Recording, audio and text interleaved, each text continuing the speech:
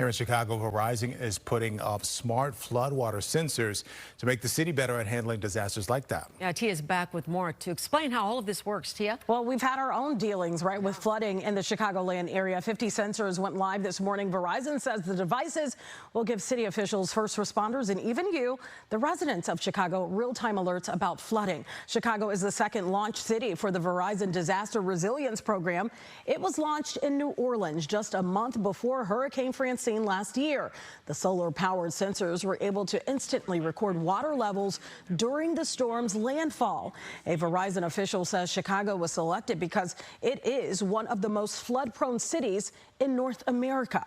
As we witnessed last month, flooding causes nearly $500 billion in damages annually, and officials say this technology can provide warnings up to 60 minutes before a flood hits.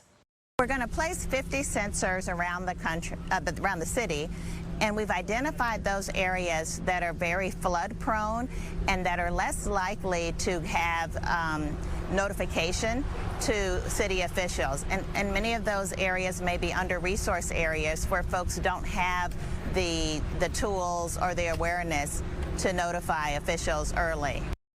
So these hi-fi flood sensors use sonar technology to measure water levels from above, so you won't find these in ponds, but rather on bridges and buildings. This information is only being shared with city leaders and first responders for the time being, but Verizon says an app will be made public in the near future.